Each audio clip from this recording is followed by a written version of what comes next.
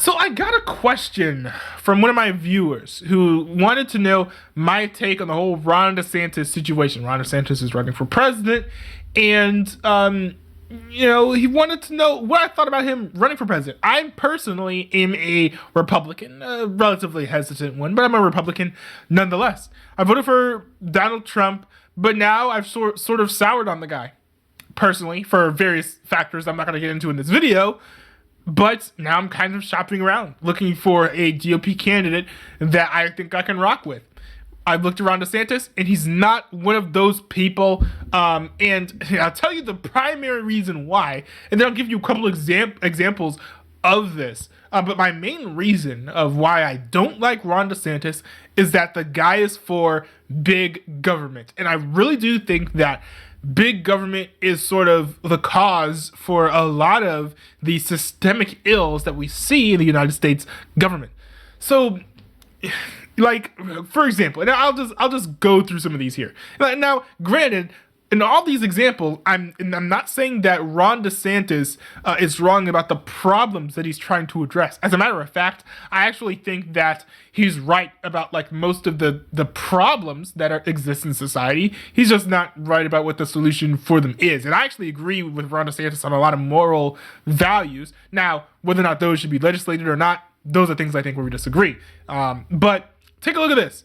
Here's the most recent example of a policy decision by Ron DeSantis that I just completely disagree with. Well, actually, this is not the most recent one, but this is one of the recent ones. So, Ron DeSantis, earlier this year, signed a bill that removes some special privileges that Disney enjoyed. So, there's like a little legislative amendment here, and I'll zoom in case you guys can't see. But the amendment, it ends Disney's self-governing status, their exemption to the Florida Building Code, the Florida Fire Prevention Code, exemption from state regulatory reviews and approvals, secrecy by ensuring transparency. It ensures that Disney will pay its fair share of taxes, prevents governments from using the situation to raise local taxes, imposes Florida laws so that Disney no longer receive preferential treatment, blah, blah, blah, blah, blah, blah, blah, blah, blah.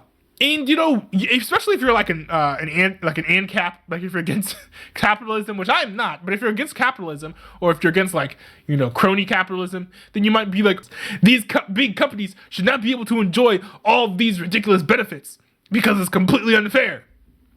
And so, while I do think that, giving these big companies, such as Amazon and Intel, these special privileges, grants, and money to build, to build stuff and create jobs in your state is sort of an admission of defeat, because it shows that your state on its own merits is not attractive enough of a place to actually create jobs. So I think it's actually kind of sad, honestly, whenever I see a state offering that. Putting that all to the side, none of these reasons are why Ron DeSantis is doing this. Ron DeSantis is doing this because Disney is woke. And as much as I can say I don't like wokeness, I don't like gender ideology propaganda, at the end of the day, it is Disney's First Amendment right to espouse these beliefs. The same right as it's my, the same situation where with me, it's my right to say the opposite. So, if we want businesses to be able to be, let's say, anti-woke or, maybe not woke, we shouldn't be punishing businesses for being woke and for supporting the gender ideology and all of the left-wing lurches that have been pushed in the current culture. So for me, I see this very much as kind of like an anti-free speech, also a completely political and retaliatory move. And I don't think that we should only be supporting or allowing the flourishing of various corporations just because we agree with the politics of the company, right? Like, Florida should not be a state where only conservative companies can thrive, or only conservative companies are given special privileges. Like, if you're going to give special privileges, at least give them to just big companies that are going to, bring lots of jobs to the state. Not be like, oh, well, they've got to be woke, or they've got to be anti-woke. Like, no, man, that's nonsense. And that's completely unfair. So I don't like that. I don't like that at all. But here's the most recent bill that he passed. So He passed this one. He signed the bill into law. Now, the headline kind of sugarcoats it. It's like it targets hate crimes, following anti-Semitic incidents in Florida. And it was hard for me to find a headline that wasn't sugarcoating this, because most of them were just like, it's anti-Semitism. Like, this is like a pro-Semitic bill, a pro-Jewish bill. But it's not just that. So here's one of the paragraphs that really sums up beautifully my issues with this bill.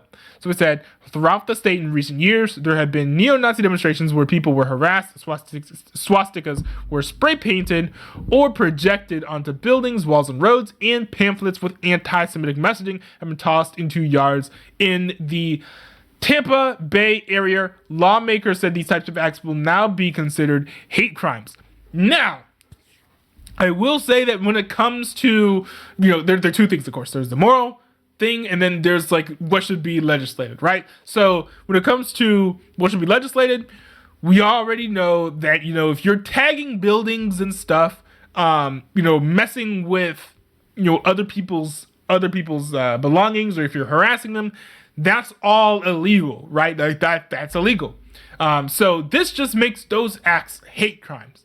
But with things like, giving out pamphlets that have like anti-Semitic propaganda on them, again, is yet another anti-free speech move by Ron DeSantis. Now, of course, I'm sure that, somebody's going to look at this video with an extremely surface level take, or, they have an agenda or whatever, and they're just trying to make a specific point, to call me a name or something. But, some people will probably hear my statement saying that people should be able to hand out anti-Semitic pamphlets and say, oh, well, you're anti-Semitic, you're racist, you hate Jews. And, first of all, no, I don't hate Jews. Hey, all my money is in the banks. Like, I do not hate the Jews at all. They have done wonderful things for this country. But in all seriousness, me supporting the ability for people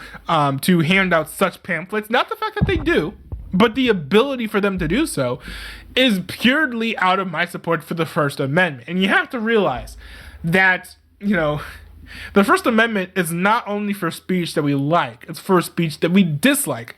And, the only reason why it was even created was to protect speech that people didn't like, because there's no need to have a First Amendment protection for speech that everybody likes. That's redundant, because no one's going to go after you for speech that everybody likes, because everybody likes it, clearly. So I especially value the First Amendment as a Christian, because we've seen, look at Canada, right? People are getting arrested for praying, not even out loud, for praying, silently to themselves. So to me, I think that, the First Amendment needs to continue to be consistently applied. People need to be able to speak their mind and state their opinion and express their beliefs without being persecuted for whatever those beliefs might include.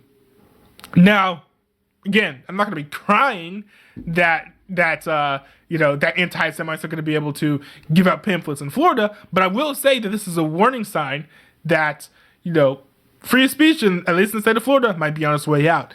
And even more dangerously, Ron DeSantis might put in policies that are anti-free speech while he is president, if he ends up winning the presidential election, which I think is extremely dangerous, because while I don't think as a Christian Ron DeSantis will crack down on my speech, he will pave the way for other presidents to crack down on my speech. So let's say that Ron DeSantis puts in a law that says you're not allowed to criticize Christians, right?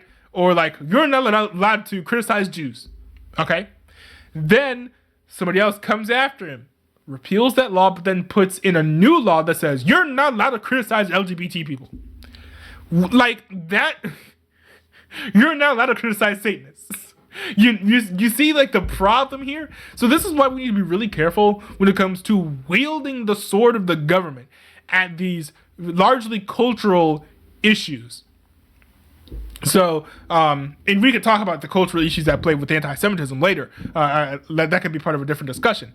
But I do think, at the very least, Ron DeSantis is way too big government for me and very much anti-free speech in a way that Donald Trump really isn't. So I do think that while I like Ron DeSantis' rhetoric better, more or less, I almost think that Donald Trump might be a better president, even though I think he misused some of his powers. I'm just not a big fan of Trump either. Neither of these are just great people, but at the end of the day, I don't think that Ron DeSantis is going to put in policies that at the end of the day, as a Christian, would benefit me and benefit other Christians across the nation. So it kind of stinks because I love the way that he presents himself, and I also agree with him on a lot of social issues.